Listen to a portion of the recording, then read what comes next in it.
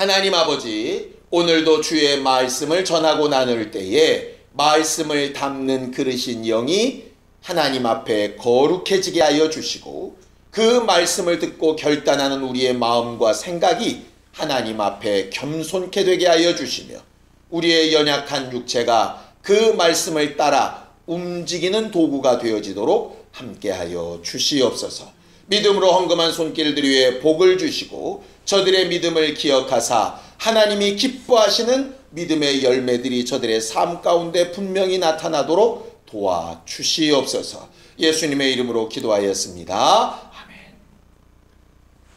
하나님의 말씀은 사도행전 2장 1절에서 4절까지 말씀을 함께 같이 합독하겠습니다. 사도행전 2장 1절에서 4절까지 말씀을 함께 같이 합독하겠습니다.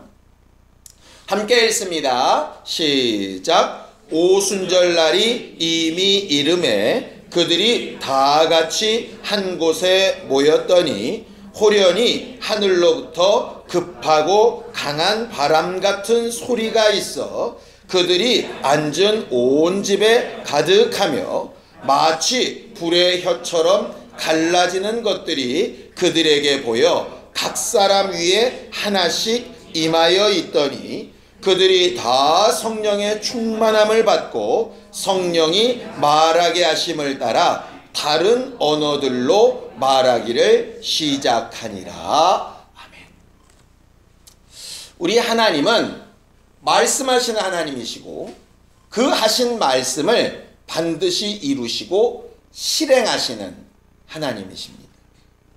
하나님과 우리를 차이나게 하는 여러 가지 특성들이 있죠. 하나님은 완전하신데 우리는 완전하지 못하고, 하나님은 거룩하신데 우리는 거룩하지 못하고, 하나님은 생명이 풍성하신데 우리는 그렇지 못하고, 그 중에 하나가 하나님은 말씀하시고 다 지켜 이루시는데 우리는 그렇지 못하다는 거죠. 성경을 좀 읽을까요? 민수기 23장 19절입니다. 잘 아는 말씀이지만 함께 읽겠습니다. 민수기 23장 19절입니다. 함께 읽겠습니다. 민수기 23장 19절입니다. 함께 읽습니다. 시작. 하나님은 사람이 아니시니 거짓말을 하지 않으시고 인생이 아니시니 후회가 없으시도다. 어찌 그 말씀하신 바를 행하지 않으시며 하신 말씀을 실행하지 않으시랴고 이렇게 말을 하죠. 하나님이 인자와 인생과 다르신 이유 중에 큰 것 하나가 그 하신 말씀을 다 이루시는 것이라 하는 것입니다. 이 말은 역시 사람은 말을 다 이루면 안 돼, 원래부터 못하는 거야, 이렇게 이제 해석하라는 뜻은 아니겠죠. 우리가 하나님은 거룩하시고 우리는 거룩하지 못하지만 어떻게 돼야 된다라고 얘기하시냐면, 내가 거룩한 것처럼 너희도 거룩하게 되어야 한다라고 말씀하시죠. 왜냐하면 우리는 어떻게 지음받았으니까, 하나님의 형상의 모양을 따라 지음받았으니까 본래 할 수 없는데, 우리의 힘으로는 안 되는데 예수의 은혜로 성령의 후원하심으로 하나님의 거룩하심에 닮아가야 된다라고 우리가 신앙생활 하는 거잖아요. 하나님의 온전하심에 닮아가야 된다라고 신앙생활 하는 거잖아요. 하나님의 생명의 풍성하심에 닮아가야 한다라고 신앙생활 하는 거잖아요. 그럼 뭘까요? 또 마지막은 하나님이 말씀을 지키시고 이루시는 것처럼 우리도 그렇게 닮아가야 한다는 거죠. 어떻게? 예수의 은혜와 성령의 후원하심. 그러니까 이 말은 좀 곤란합니다. 맞아, 사람은 믿을 거 못 돼. 여기서 멈춰버리면 곤란해요. 사람은 믿을 거 못 되는 거 맞는데, 그런 사람이라도 예수의 은혜와 성령의 후원하심으로 변해가야 맞는 거죠. 우리 원래 이래, 이건 아닌 거예요. 우리가 다른 사람을 이해할 때는 맞아, 사람은 거룩하지도 온전하지도 생명이 풍성하지도 정직하지도 못해. 이게 맞는데 나는 그런 존재야 어쩌라고 이게 아니라, 그러나 그런 부족한 나를 위해 예수가 죽으셨고 부활하셨고 성령을 보내셨으니까 나는 여전히 그런 식으로 살면 안 되로 가야 되는 거죠. 근데 신기하게 나는 그럴 수밖에 없어 이렇게 얘기하면서 너는 그렇게 살면 안 돼 이렇게 얘기를 하니까 이제 문제가 심각해지는 거예요. 우리는 성경을 항상 읽을 때 하나님과 우리는 분명히 다르다, 여기서 출발하는 건 맞아요. 그러나 다른데 우리를 신의 성품, 하나님의 성품에 합친 자가 되도록 우리를 구원하시고 이끌고 계시니까 그렇게 되어져 가야 하는 사람들이란 것도 잊어버리면 안 되는 거죠. 오늘 우리가 말씀을 들으면서 하나님께서 반드시 지키시는 그 약속의 하나님이신 것처럼 우리도 좀 그렇게 되어져 가기를 힘쓰는 사람들이 되기를 예수님의 이름으로 축원합니다. 하나님은 그 말씀을 그대로 이루시고 역사하시는 것을 창조 때부터 보여주시더니 결국은 마지막 계시록에 새하늘과 새 땅까지 약속하신 말씀이 그대로 이루어지는 것들을 우리에게 보여주셨어요. 믿음이 뭐냐? 하나님의 말씀이 그대로 이루어지는 것을 보는 게 믿음이에요. 본 것을 증거하는 게 믿음이에요. 그래서 왜 우리에게 체험이 있어야 된다라고 얘기를 하느냐? 하나님께서 우리에게 말씀하신 바가 이루어졌다는 걸 적어도 내가 증거하며 살아야 되기 때문에 체험해보지 않고 모르는 걸 증거할 수는 없잖아요. 그래서 말씀을 배우고, 말씀을 배우는 이유는 그 말씀이 이루어지는 것을 확인해 보려고 하는 거고, 왜 확인해야 되냐면 그걸 증거하기 위해서 하는 것이에요. 그러니까 여러분들이 기도 많이 하시고 하나님의 말씀이 여러분들의 영과 혼과 몸과 환경에 다 이루어지기를 간절히 사모해야 되는데, 이유는 뭐냐면 그것을 확실히 증거하기 위해서. 확실히 증거하기 위해서. 예수께서 이 땅에 오셔서 이렇게 늘 말씀하시죠. 나는 내 자의로 말하지 않는다. 오직 듣는 것을 말하고 아버지께서 하라 하시는 말씀과 일만 한다. 그게 예수가 계속 주장하셨던 거였어요. 왜 그랬냐? 예수님 대단하십니다. 예수님 멋져요. 예수님 끝내줘요. 맨날 이러니까 내가 하는 일 아니야. 내 안에 하나님이 하시는 일, 그냥 나는 전달자일 뿐이야 라고 계속 강조를 하시죠. 그러면서 맨 마지막에 내가 다 이룬 것은 내 소원을 이룬 게 아니라 내 아버지의 소원을 이룬 거다 라고 다 이루었다 하고 죽으시고 부활하시게 돼요. 다 이루었다, 내 소원을 이룬 거 아니죠? 예수의 소원은 뭐였습니까? 겟세마네 동산에서 이 잔이 피어가는 것이었어요. 그런데 그 소원은 이루어지지 않았어요. 근데 예수는 뭘 가지고 기뻐하셨냐? 내 소원은 안 이루어졌는데 누구의 소원은 이루어졌어요? 하나님의 소원은 이루어졌어요. 근데 결과적으로는 뭐가 더 유익했냐? 하나님의 소원이 이루어진 게 더 유익한 거죠. 우리가 신앙생활하다 보면 간혹 그런 경우 있지 않습니까? 난 이게 꼭 돼야 될 줄 알고 막 안달복달 했는데 그게 안 됐어. 엉뚱하게 반응이 됐어요. 낙심하고 실망하고 괴로워했는데 나중에 알고 봤더니 오일이 더 좋은 일이었더라. 뭐 이런 경우들 꽤 많이들 체험합니다. 그게 결국 하나님이 약속하신 대로 말씀하신 대로 되는 것이 훨씬 더 유익하고 좋다라고 하는 걸 이제 체험하게 되어지는 거죠. 근데 그게 체험이 되기 전까지는 잘 믿어지지가 않게 돼요. 결과적으로 예수께서 말씀대로 하시고 말씀대로 행동하시고 죽으시고 부활하시고 맨 마지막 하셨던 말씀 혹시 기억나시나요? 에? 예루살렘을 떠나지 말고 약속하신 것이 임할 때까지 기다려라. 그건 뭐에 대한 얘기였습니까? 성령에 대한 얘기였어요. 우리는 흔히 다시 오리라가 마지막 명령이라고 생각을 하는데요. 성경을 보면 다시 오리라가 마지막 명령이 아니에요. 마지막 명령은 성령이 임하시기까지 기다리라가 명령이에요. 다시 오리라 하는 것은 천사들을 통해서 주신 약속이죠. 예수의 마지막 명령은 성령을 받으라 였어요. 예수의 마지막 명령. 그래서 사실 성령을 받는 일은 하나님의 말씀을 이루는 일에 굉장히 중요한 부분이에요. 우리가 흔히 그런 얘기를 합니다. 어떤 사람은 믿을 때 성령 받았다라고 말하기도 하고, 어쩔 때는 마음이 내가 아주 이렇게 감동이 되고 이런 걸 보니 성령이 이미 내 안에 와 계신 것 같다, 이런 말을 하기도 해요. 물론 그럴 수도 있어요. 믿는 순간에 성령을 받았을 수도 있고요. 여러분들 안에 이미 성령이 들어와 계실 수도 있어요. 왜냐하면 그거는 다른 사람이 뭐라고 함부로 판단하기 어려운 문제라서 그래요. 그러나 중요한 것 하나는 뭐냐면, 예수가 하신 말씀 가운데 맨 마지막 명령이 뭐냐면 성령을 받으라였어요. 부활하시고 제자들에게 나타나셔서 제일 먼저 하신 말씀도 뭐냐면 숨을 내쉬며 성령을 받으라였어요. 그러니까 성령을 받는 일은 받은 것 같아로 끝날 문제는 사실 아니에요. 누군가가 받았어 한다고 될 문제도 아니에요.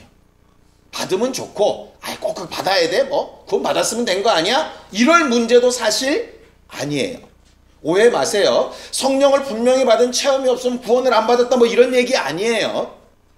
구원 받은 자에게 성령이 오시는 게 맞아요. 나 성령을 받아야만 구원을 받았다고 하는 것도 아니에요. 그러나 구원을 명하신 예수께서 마지막 하신 말씀, 시건치 않으시고 거짓말하지 아니하시고 반드시 실행하시는 말씀 가운데 마지막 말씀이 뭐냐 하면 성령을 받으라 였어요. 그러니까 우리 스스로가 나는 정말 성령 받은 사람인가? 이거를 좀 확인해 볼 필요는 반드시 있고요. 나는 정말 성령이 내 안에 계셔서 일하시는 분인가 하는 것을 확인해 보는 건 굉장히 중요한 거예요. 왜냐하면 내가 받았다라고 생각한다고 받은 게 아닐 수 있기 때문에 그래요. 나는 안 받은 것 같아, 그렇다고 또 아니신 것도 아니기 때문에 오늘은 그 부분을 좀 확인을 해보려고 해요. 앞으로 우리가 계속 수요일날 이제 성령께서 임하시고 역사하시는 일들을 꽤 몇 주 동안 보게 될 텐데, 오늘부터 시작되는 그 말씀이 여러분들에게 여러분들을 잘 돌아보게 되어지는 그런 계기가 되었으면 참 좋겠어요. 오늘 성경에 보면 1절 함께 읽겠습니다. 함께 1절 시작. 오순절날이 이미 이름에 그들이 다 같이 한 곳에 모였더니, 이렇게 되어져 있어요. 오순절날이 이름에. 왜 하필 성령은 오순절날 오셨을까? 한번 생각을 좀 해볼 필요가 있어요. 왜냐하면 하나님을 가르쳐서 분명히 성경은 뭐라고 얘기하냐면 때와 기한은 누구한테 있다고요? 아버지께 있어요. 그러니까 그 때를 정하시고 이때 해야 되겠다라고 일하시는 분은 오직 하나님 뜻이에요. 하나님이 심심하셔서 이거 해볼까? 이렇게 일하시는 분은 성경을 볼 때 분명히 아니에요. 분명히 목적이 있고 이유가 있어서 그렇게 일하시거든요. 그러면 생각해 봐야 돼요. 왜 하필 오순절일까? 오순절은 성령께서 오셔서 오순절이 아니에요. 구약 때부터 있었던 날이에요. 어디까지 가야 되냐면 출애굽기까지 가야 돼요. 출애굽기에 오순절이 무슨 의미가 있었는가를 알아야 사실은 성령께서 오시는 날이 무슨 의미인지를 알게 돼요. 우리가 크게 절기를 3가지 지켜요. 넓게 얘기하면 4가지 지키는데, 사실은 성탄절은 성경이 말하는 절기가 아니니까 빼고 3가지를 지키죠. 첫 번째 뭐 지킵니까? 부활절. 우리가 지난번에 춤추고 노래했던 거. 그 다음에 우리 수련회 가는 그 주일이 하필 성령 강림절, 오순절이에요. 보통 맥추절이라고 부르는. 그리고 가을에 추수감사절, 수장절, 초막절이라고 부르는 이 3가지 절기를 해요. 우리가 부활절, 이거는 확 마음에 와 닿아요. 당연히 예수 부활하신 날이 제일 큰 날이니까. 추수감사절, 1년 살고 감사하는 거? 그건 우리가 좀 이해가 된다고. 그런데 맥추감사절은 우리가 무슨 봄농사 짓는 사람도 아닌데 가을에 그냥 추수감사절 한번 하면 되지, 왜 맥주감사절을 그때 지키지? 이제 이렇게 생각하기가 쉬워요. 그래서 대부분의 교회들이 맥주감사절 언제 지킨다고요? 7월 첫째 주에 지켜요. 왜?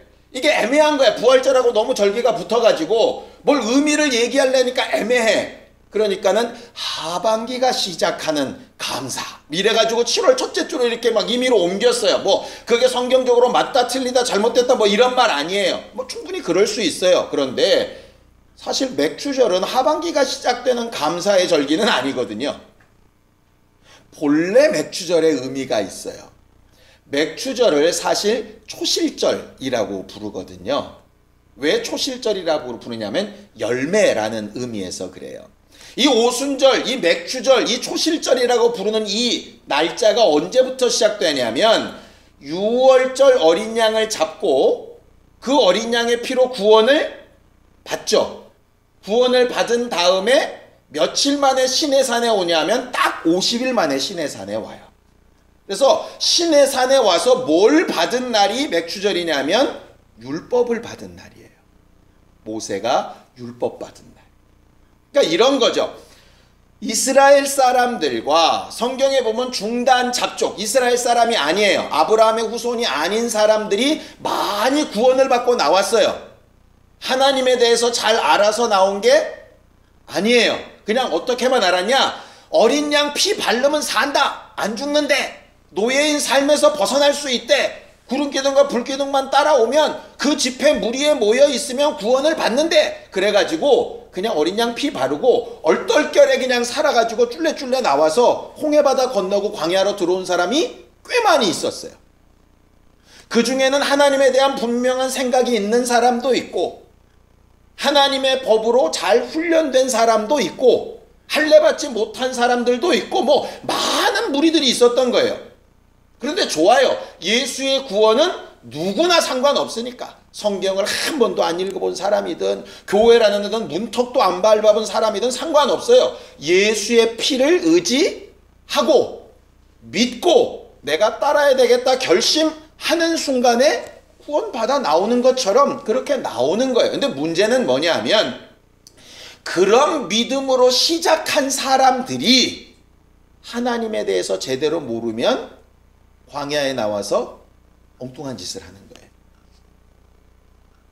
마치 아이들을 뱃속에서 잘 길렀다가 나와서 처음에는 먹고 싸고 잠만 자면 괜찮잖아요. 살아있어서 까꿍까꿍대고 웃잖아요. 근데 어느 정도 시기가 지나면 걸으라 그러고 말하라 그러고 쓰라 그러고 생각하라 그러고 판단하라 그러고 막 이러잖아요. 왜냐하면 낫다고 다 사람이 아니니까 사람답게 살게 하려고 시작을 해야 되잖아요. 그 시작이 어디냐면 오순절인 거예요. 율법 왜 주셨냐면 구원받은 사람은 이제 이렇게 살라는 거예요. 사실은 율법대로 살아서 구원을 받으라가 아니었어요. 근데 이스라엘 사람들이 구원을 착각했던 거죠. 율법을 지키면 구원을 받을 거라고 착각했는데 출애굽 사건은 그렇지 않았어요. 구원부터 먼저 해 놓고 그 다음에 율법을 가르쳐서 이제 구원받은 너희는 이렇게 살라고 하는 거예요. 그렇게 신앙생활은 구원받은 사람이 배워가는 것으로 되어져 있는 게 출애굽기 내용이거든요. 그래서 하나님께서 모세한테 하신 약속이 있어요. 모세가 하나님께서 날 보내신 증거가 뭡니까? 막 이렇게 물을 때에 특별한 증거를 말씀 안 하시고 이런 증거를 말씀하세요. 자, 출애굽기 3장 12절입니다. 출애굽기 3장 12절 함께 읽습니다. 출애굽기 3장 12절입니다. 함께 읽습니다. 출애굽기 3장 12절 시작. 하나님이 이르시되 내가 반드시 너와 함께 있으리라. 내가 그 백성을 애굽에서 인도하여 낸 후에 너희가 이 산에서 하나님을 섬기리니 이것이 내가 너를 보낸 증거니라 그랬어요. 이게 무슨 얘기냐면 이런 겁니다. 하나님 나를 이스라엘 백성들에게 보내신 그 증거가 뭡니까? 이렇게 물을 때 가서 물이 피가 되면 증거야. 아니면 네 손이 문둥병 걸리면 증거야. 지팡이가 뱀이 되면 증거야. 이렇게 말씀 안 하셨어요. 심지어는 어린 양의 피로 구원받고 나오면 증거야. 홍해바다에서 침례받으면 증거야. 이렇게 말씀 안 하셨어요. 그거는 다 과정이고 첫 번째 증거가 뭐냐? 다 구원받고 이 시내산에 다시 와서 하나님의 율법을 알고 섬기기 시작할 때가 첫 번째 증거야. 이거예요. 그러니까 이렇게 생각하시면 돼요. 우리가 예수의 피로 구원도 받았고 우리가 침례도 받았고 예수 믿는다고도 하고 찬양도 하고 뭣도 하고 막 다 했어요. 그런데 진짜 내가 너와 함께 있는 증거, 진짜 내가 너를 보낸 증거, 진짜 내가 너를 찾은 증거, 첫 번째 증거를 나보고 말하라고 하면 언제냐? 오순절날 이제는 이렇게 살아야 된다라고 하는 법을 받을 때가 첫 번째 증거야. 이 얘기예요. 그 이전에 받은 구원과 침례가 무가치하다는 얘기가 아니에요. 이해가 되시죠? 그렇게 생각하면 안 되고 그것도 굉장한 은혜고 굉장한 사랑이고 엄청난 결과인 건 맞는데 하나님께서 궁극적으로 원하시는 건 뭐냐 하면 마치 부모가 아이를 낳아놓고 제대로 사람 구실을 잘하며 사는 것을 첫 번째 목표로 두듯이 하나님께서 우리에게 목표로 처음 두신 것이 바로 오순절이란 얘기예요. 그래서 이스라엘 사람들이 광야길을 통해서 50일 만에 도착해서 율법을 받고 이제 율법을 따라 살아야 되는 사람이라고 사실 각성을 하는 거예요. 지금까지는 내 마음대로 살았는데 하나님의 법으로 살아야 되는구나 라고 생각을 바꾸게 된 게 첫 번째 교회인 거예요. 그런데 그 오순절날 그런 의미가 있는 날 율법 대신에 누가 오신 거냐? 성령이 오신 거죠. 이 말은 정확하게 이렇게 구분됩니다. 구원받은 날과 성령 받은 날은 처음부터 같다 다르다가 정상인 거예요. 이 정상이란 말은 단순히 비정상이란 얘기가 아니라 기본적으로 믿을 때 다 성령 받는 거야. 이 말이 사실은 아닐 수 있다는 거예요. 왜냐하면 처음부터 구원과 율법의 차이가 있었고요. 예수로 인한 구원과 성령이 차이가 있었어요. 이것이 물론 아주 가깝게 붙어서 구원을 확신을 고백하는 순간에 성령을 받는 경우가 있겠지만 사실은 우리는 항상 예외 조항이 있고 가장 기본적인 것이 있죠. 가장 기본적인 것은 구원받은 자에게 성령이 임하는 것이 원칙이에요.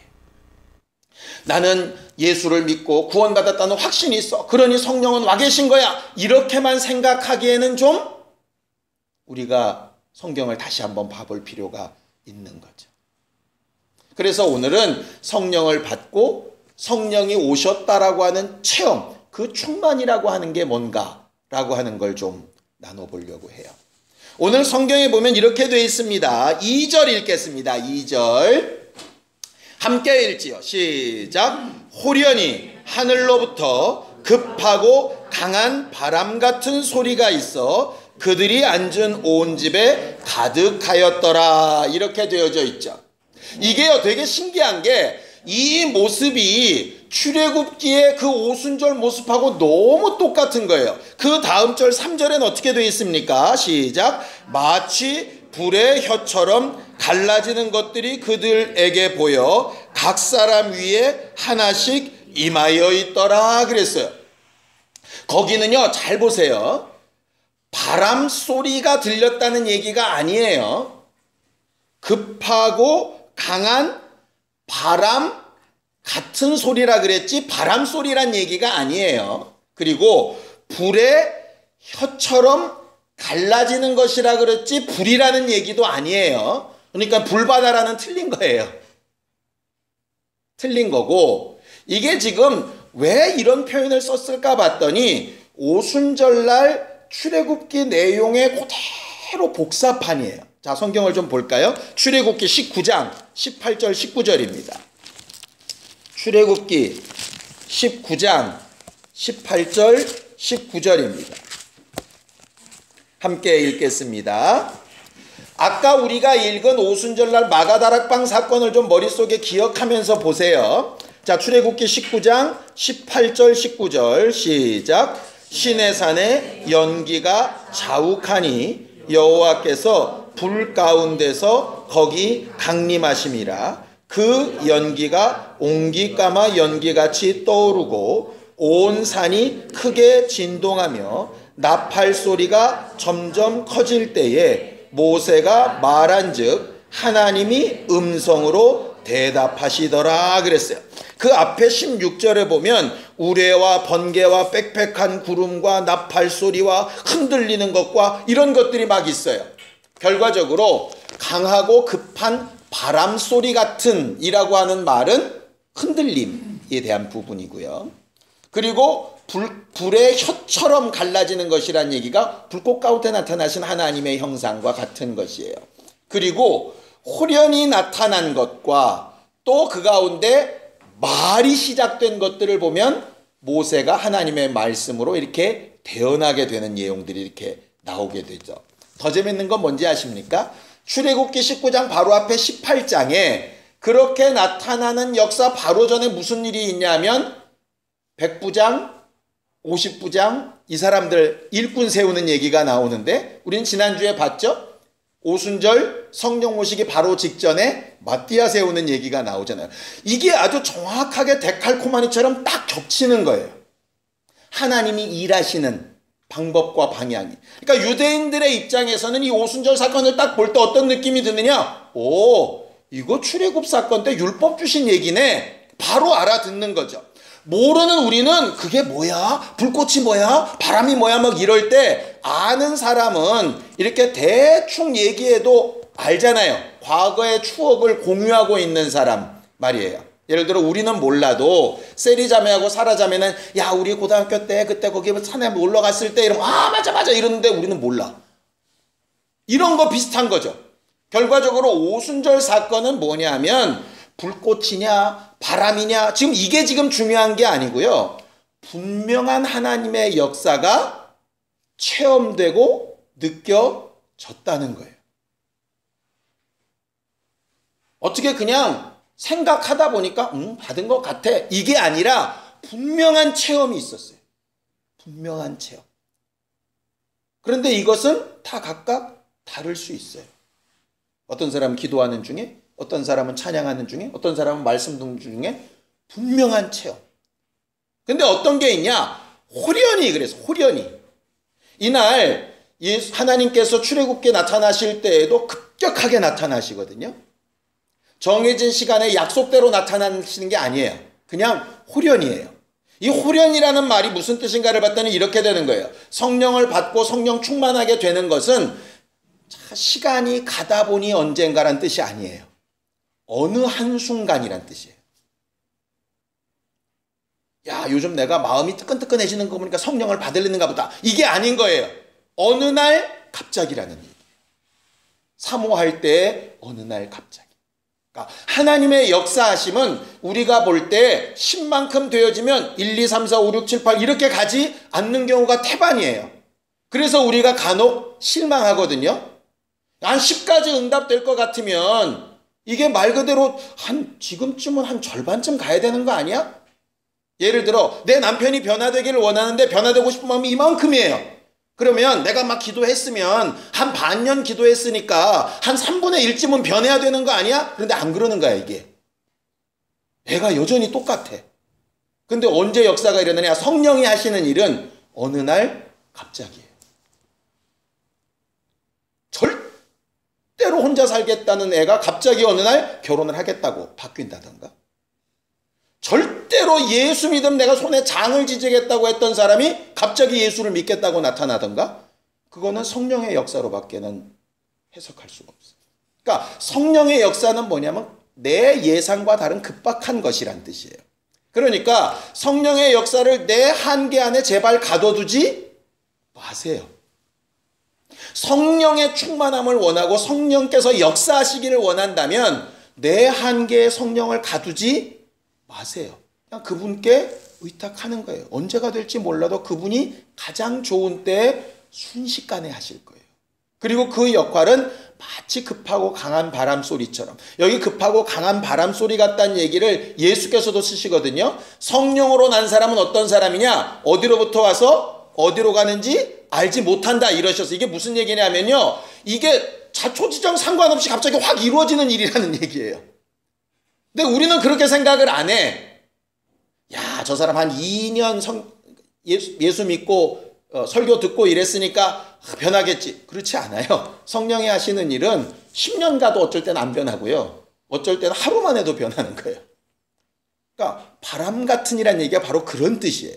하나님께서 역사하시면. 그러니까 기대를 확실히 어디에 둬야 되느냐? 내 예상이나 계산이나 아니라 하나님이 하시는 일에 둬야 되는 거죠. 그런 사람이 누굴 체험하냐면 성령을 체험하는 거예요. 급박한 역사를 체험하고 싶은 사람. 두 번째는 불의 여처럼 갈라지는 것이 각 사람 위에 있었다 그랬어요. 불의 여처럼 갈라지는 모양이 다 각각 다른데 그걸 다 각각 체험했다는 얘기예요. 그리고 그것을 알 수 있었다는 얘기죠. 성령이 임하시고 성령께서 여러분들 안에 일하시고 계신 것을 누구라도 알 수 있어야 하는 거예요. 그게 성령 받는 증거예요. 맨 마지막이 뭡니까? 성령이 말하게 하심을 따라, 오늘 성경에는 다른 언어로 말하기를 시작했다 이렇게 되어 있어요. 원래 성경에는 다른 방언을 말하기 시작했다 그렇게 되어 있죠. 그 다른 방언이라고 하는 말도 사실은 바벨탑 사건 때 나오는 그 단어예요. 원래는 구음이 하나였다가 그들이 그것으로 올바른 것을 따라가지 않으니까 말을 흩으셔서 다른 말을 하게 하셨다 이 말이거든요. 다른 말을 하게 하셨다. 그러니까 이 말은 뭐냐면, 사실 방언이라고 하는 것이 알아들을 수 없는 말, 그것도 말이 돼요. 근데 원래 의미는 무슨 뜻이냐면 원래 쓰지 않던 말이라고 하는 말이에요. 제 이 말은 그러니까 방언의 은사 없다 이런 얘기 아니에요. 그런 방언 막 우리가 알아들을 수 없는 소리만 방언이라고 성경은 말하는 게 아니라 내가 쓰지 않던 새로운 말, 예를 들어 예수라는 말 한마디도 안 했던 사람이 입을 열 때마다 예수 이름을 말하고 있다? 사실은 다른 언어예요. 감사라고는 하나도 없이 맨날 불평불만만 했던 사람이 입을 열 때마다 감사한다고 얘기하는 것도 사실 다른 언어예요. 저는 미워 죽겠다고 맨날 저주만 했던 사람이 그 사람을 볼 때마다 축복을 말하고 있다면 다른 언어예요. 그러니까 넓게 보면 그렇다 이 말이죠. 우리는 항상 알아들을 수 없는 이상한 말만 방언이라고 생각하니까 그거 하면 성령 충만하다고 생각하는 거예요. 그러면서 일상적인 말은 똑같아. 그런데 성령이 오시면 알아들을 수 없는 혀꼬이는 말만이 아니라 일상적인 말도 다른 언어로 바꾸시는 거예요. 쉬운 예가 뭐냐? 다음 주에 우리가 볼 베드로의 설교예요. 막 쭈그려가지고 피해 있던 베드로가 방언을 받자마자, 성령이 충만하자마자 어떻게 됩니까? 예루살렘 정면으로 나가서 막 복음을 담대히 전하기 시작하는 거예요. 감히 하지 못했던 말들이 쏟아져 나오기 시작하는 거예요. 성령의 역사는 그거여야 되는 거예요. 근데 이 다른 언어인 방언, 성령 체험 자체를 이렇게 좁혀놓으니까 그냥 자기만 막 골방에서 그게 성령 충만이라고 착각을 하더라고. 그건 지 혼자 충만인 거예요.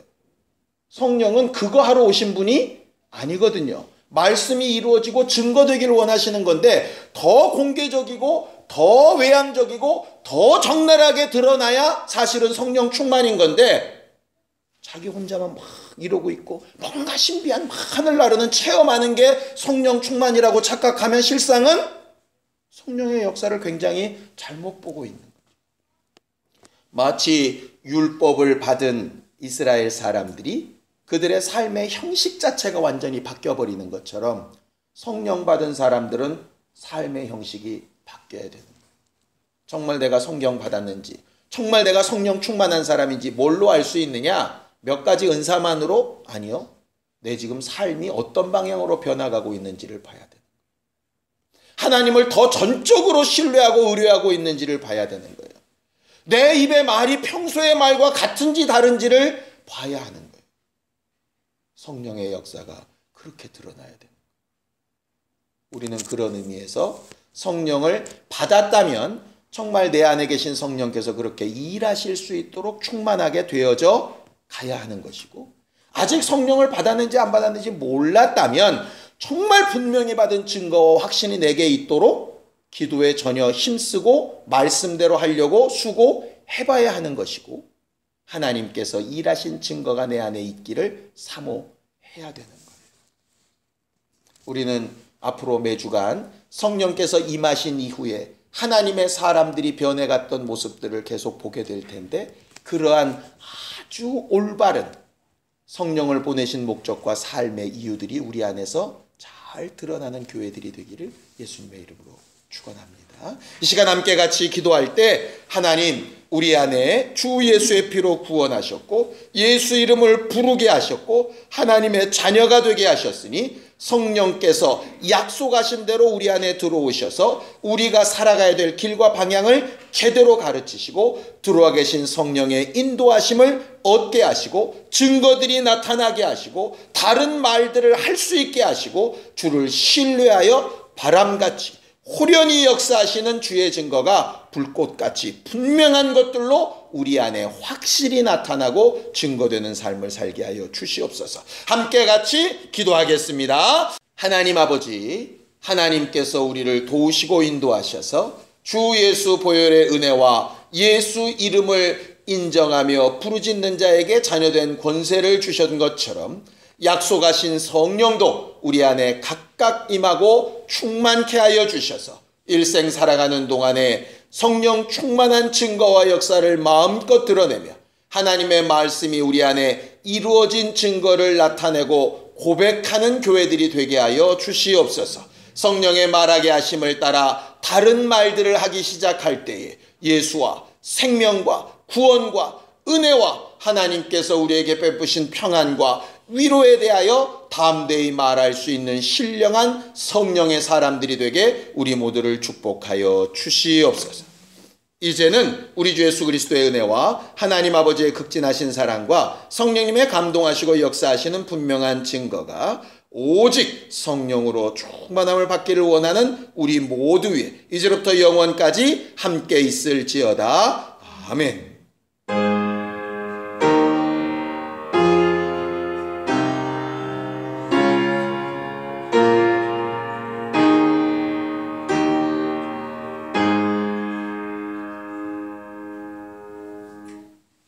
우리 예배 받으신 하나님 앞에 감사한 박수 내겠습니다. 수고하셨습니다.